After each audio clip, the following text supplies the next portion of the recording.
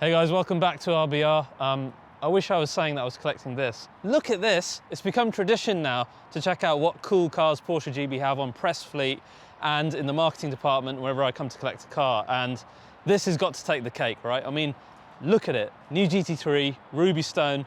It was meant to be shown a lot earlier. I think at Goodwood they wanted to have it, but for reasons they couldn't. And now it's here and it just looks bloody brilliant, doesn't it? I am here to collect my new Taycan Cross Turismo, by the way, which is sitting in the showroom over there, all nicely covered up, waiting for an unveil later on. First, let's take a look around this because there's no way we're going inside without oogling and drooling all over this first. I mean, that is just, it's perfect. It's unholy. Well done, Porsche press team on this. I mean, I can't imagine a GT3 ever looking better than what they've done on this. I mean, Ruby Stone is one thing, but then to get every single other element right, like silver wheels, please, GT3 owners who are lucky enough to buy and spec them, get more silver wheels. Silver is in and it just looks fun. You don't lose all those lovely cuts that you have within the GT3 alloys. And then the black calipers, again, with the right spec, looks really good. Livery works because it's GT3, not looking silly. Inside you've got, of course, the full carbon buckets, roll cage, etc. This is a PDK car. Looks absolutely ridiculous. I love it. I love it. I wanted to show you lots of press cars today, but that takes the cake. That's all we need to see. I wonder if I can get this on the channel. I will try. I will try because that is mind-blowing. Anyway, guys, Taycan Cross Turismo sitting over there in Porsche Reading.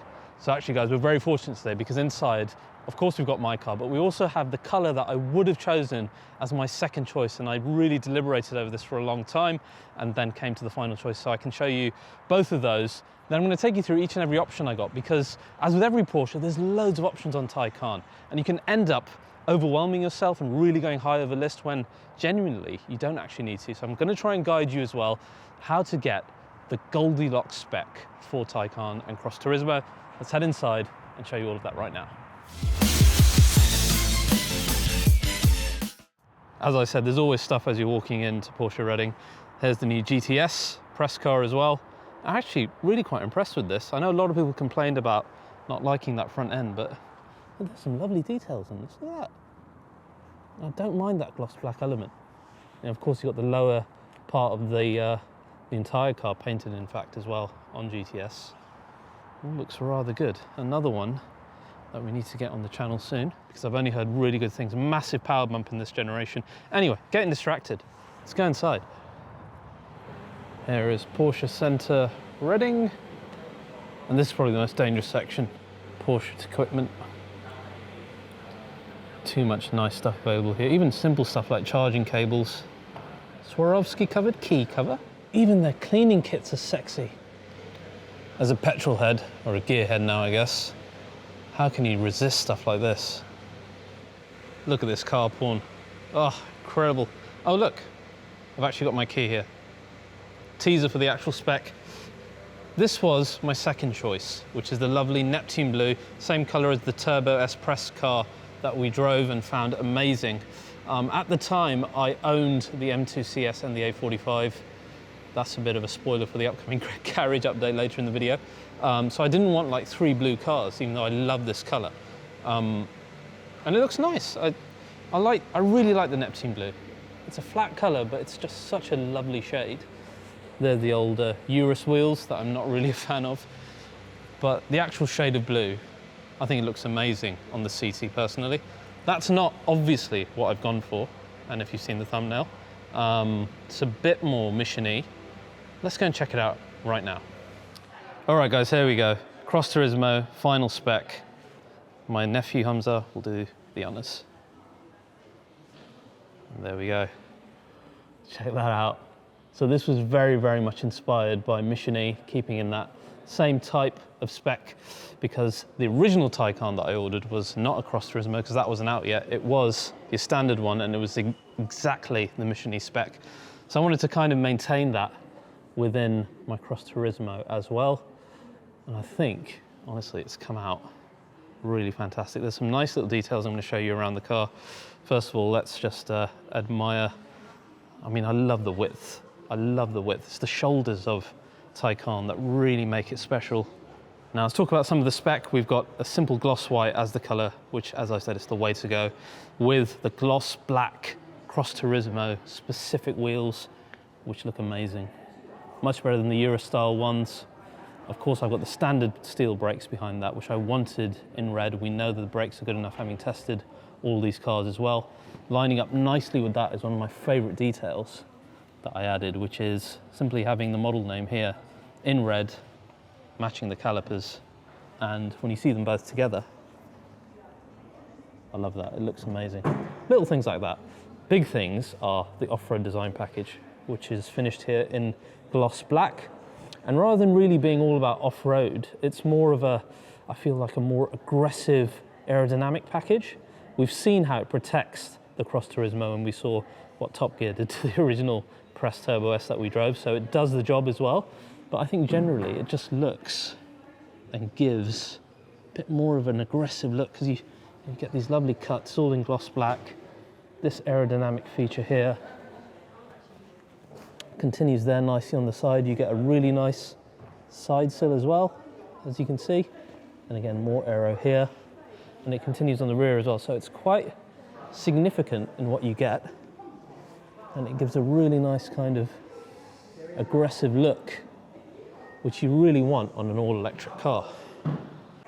Also very, very pleased to see the Pirelli P0s on my car. These are fantastic daily tyres, whether it's a little bit wet or you've got a lovely summer, dry summer day. Excellent tyres to go for. Of course, I went for the electric charging port cover. You can't go without it, because you get this lovely detail here that you don't otherwise get in one without it. And look how cool that is. It's such a lovely feature. You can't go without that. Here's what a Taycan without it looks like, and it just looks boring, whereas that adds some nice flair. Again, let's take in some of that specification from the side this time. We are actually in the low suspension mode at the moment, so it's sitting nice and low, and its wheels looking more like a sports wagon than an SUV, which is exactly the look that I wanted to go for. Now we talk about sports wagon, and this view is what made me fall in love with the Cross Turismo.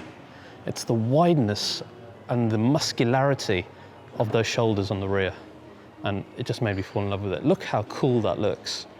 I mean, it looks as intimidating in person as you would imagine, and as I said, it's my favorite part. I went for the gloss black on the model detail here. The light bar itself has no color in it as well, so it's nice and neutral. Overall, very, very happy with that. So guys, that's my Taycan Cross Turismo 4S spec. What do you guys think of it? I absolutely love it. I wasn't quite sure. I was like, did I go wrong? Should I have gone for Neptune? Is white gonna work as well as it did on the standard one? But I think it looks great. I think it really looks like an RS6 competitor. I mean, I think it looks amazing, really Stormtrooper spec. Now, I want to guide you a little bit, like I said, on the options. So many options available in Porsches. How do you get the Goldilocks Taycan? Let's go inside, show you the inside, and talk a little bit about specification. So guys, here we are inside my Cross Turismo 4S. The interior that I've chosen is the bog standard one. And the first and really important option that you need to get is what's called 4+1 seating, which essentially turns this into a proper 5-seater, which of course I think you'd want in both the normal Taycan and in the Cross Turismo, because you're going to lose so much. Now, one thing that's really useful with the My Porsche website is you can have your car loaded up on there, and of course you get all the additional elements of, you know, preheating the car or unlocking it and locking it and finding a location, etc. But forgetting all of that, you've actually got your full car specification available on there, which is such a simple thing that I think a lot of manufacturers haven't thought about, that sometimes you just forget what's on your car if you haven't got the invoice. So you've actually got the full list here, so I can run you through everything I did. So on the interior, we've got the 4+1 seats, as I said, 5-seater. The driver memory package, really important as well. If you've got more than one person driving this, this is going to be my daily alongside something very special, which is the next video. Garage update in a second. Then I went for the 8-way electric seats. These are the comfort seats. They look really good. They look Porsche-like. And I also went for the heated seats because we're in the UK and kind of important for us here. Also added the ambient lighting, which I think adds a nice touch, particularly in the nighttime, and highlights some of the nice parts of the interior. And then finally, I went for the painted vehicle key. You cannot order a new Porsche without the painted key, in my opinion. I mean, it's such a cool little thing for an owner, especially if you spec the car yourself. And then you get the little leather pouch, which is designed so nicely. Everything Porsche designed, I mean, look at that locking, the clip. It looks fantastic. So nice little touch there. Got the tracker done as well, yearly subscription, all pre-installed in the car, which is great. But as you can see, fairly simple. One thing I love is Alcantara steering wheels, or Racetex or Dynamica, depending on the brand. And here I've gone for the full Racetex GT-shaped steering wheel, which again looks great. We've got the Sports Chrono package here as well, which gives you the drive select here, which I find very useful rather than having to mess around with any other part of the system. You just select your drive mode here, which is great. Now, the only other stuff I didn't mention on the exterior was the upgraded headlights. So we've got the LED matrix lights, have the Porsche Dynamic Light System, or the PDLS Plus. They love their acronyms, don't they? So that's on there. I wanted to get that because I think lighting, very important for a daily car as well. Also went for the folding mirrors and the full panoramic roof. Again, this being a daily with the family, I want it to be as light and as airy as possible. And it looks fantastic. It's all one glass piece. You don't see this a lot in cars, and it looks brilliant. Now, in terms of internal options, this is a big car. So one thing I really wanted was the Park View Assist, which gives you the 360-degree view here, because I don't want to be curbing those lovely gloss black alloys, and this gives you a really good idea of the width of the vehicle, particularly for car parks, etc. Again, if you're daily in a car like this, which you probably will be, then that's a really good option to go for. I went for the Bose surround sound system as well, because it wasn't a massive price hike, and if you're an audiophile like me, it's nice to listen to some good tunes with a better speaker system. So again, that's really worth getting. And the final thing, which is probably the most important as far as I'm concerned, is the Porsche electric sound. Please don't order a Taycan without it, because if it's someone like me who's looking to buy it after you're done with it, then I'm not going to be interested in one without it, because it adds such an amazing Star Wars speeder-like sound to the whole car, and it triples the experience of emotion that you have with this car. So I've got Porsche electric sound on here. I've set it to my shortcut button here on my steering wheel, because that's how important it is to me. And like we saw in my main Taycan reviews that we did, it sounds awesome, both outside and in. So an absolute must to get. Even if you don't like it, get it for resale, because for most of us, it's a thing that we really, really like. Now, the final thing that's really confusing in these electric cars with Porsche is the options that you get for the e-mobility section, or the electric section. There's so many, and I find it to be an absolute minefield. So I actually got guided by both press and my sales guys here as to what is the necessary stuff to get. So what I ended up getting, you guys can use this as a blueprint if you like on yours, is first the electric charging cover. Like I said, it gives a better design outside, and you've got that whole Transformers-like opening and closing, which is awesome. Then you go for the mobile charger connect, which is what we have in the rear. We've got the public charging cable, which is what was hidden in the boot as well. Again, if you need to charge in a public area that doesn't supply the cables, then you absolutely need that. It's a good backup to have as well. We've got Porsche Intelligent Range Manager as well, which is actually very, very, very, very good. If you use, normally I use CarPlay, as you guys know, in all my reviews, but if we use Porsche's navigation system here, and say I put in, for example, we put in Aberdeen in Scotland, for example, you can see we've got one charging stop here, which is Ionity in Blackburn. It's a fast charging 350 kilowatt one. It estimates that we'll be at around 11%, and all we'll need to do is charge for about 11 minutes to get up to 56. Of course, you could stay there longer and get well above 80% as well. And that's the only charge you need. And then you can get all the way to Aberdeen. So very, very clever. You can see over here actually where it says 0/4, that's telling you that all 4 spaces of that charging area are available. You've even got a picture of the charging place here, and you've got other things like charging nearby, parking nearby, or you can discard the whole charging planning thing if you don't want to use it as well. But the fact that you have that all planned out for you within the system, that is really, really useful, and really a reason to use the PCM system. Now, the other thing that you can get as a Taycan customer is the Porsche charging card.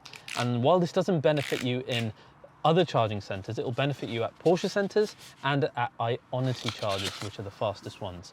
So if you use the Porsche charging card, in those circumstances, you get a discounted rate. And as I said, that all comes complimentary with the Taycan ownership. So really useful. So guys, altogether, my car was just a shade over £100,000. So I really reined in the options. I've made the exterior look as exciting as I could possibly make it. And I made the interior still look as sportive as a Porsche should be, without going absolutely crazy on all the elements that you can get in these cars. Now, I also think that the 4S is Goldilocks in terms of power as well.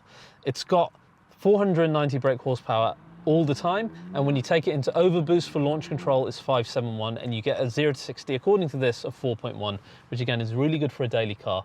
We're going to test that in the main review. We'll see whether that's accurate or whether this car is faster. I suspect, like every Porsche we try, it's going to be a lot faster. As far as options like the rear wheel steering, the Porsche torque vectoring, it's not, again, something that, having driven the base standard 4S with no options, I don't think this car needs it.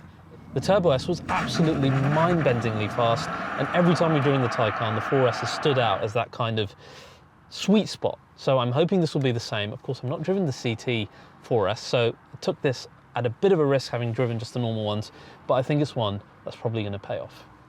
Now guys, a quick garage update moving forward. This is going to be my daily car, the Taycan, okay? I really want to live with an EV, see how it works. We're going to be charging it mainly at home because honestly, otherwise I don't think these things work. Now for home charging, I'm going to be using CTEK's new ChargeStorm connected system, and I'll show you within the full review for this CT4S how that works out. Alongside this, the next video is a huge one. I've just let go, sadly, of the M2 CS. I love that car, 2 pieces. I'm sad to see it go, but for what's coming, I needed to be able to afford it comfortably.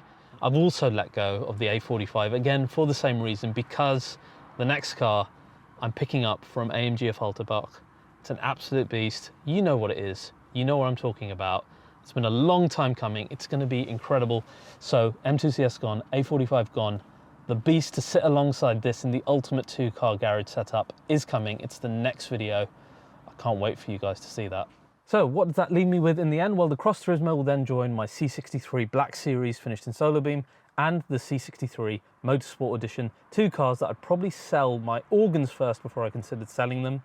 So a nice mix of 2 legendary AMG V8s and Porsche's electric daily car. Apart from that, I will also be going to Austria to see the building of my new G63. I decided to get into a G again because I really missed my old one. We'll get to see the entire factory in Graz and the entire experience center of the G-Wagon as well, which is going to be so cool. So that's a tiny little garage update for you guys. Let me know what you think of the Cross Turismo spec. I'm so excited to drive this. It's so weird. Normally when I pick up a new car, you have to do the whole running in period, which is absolutely not needed for an EV. So I'll be able to use the full power of this vehicle from the get-go, which is a bit of a weird experience, but excited about it. So guys, I hope you enjoyed the collection of the Cross Turismo. Let me know what you think in the comments. Full review of this 4S coming very soon, and I'll see you guys next time.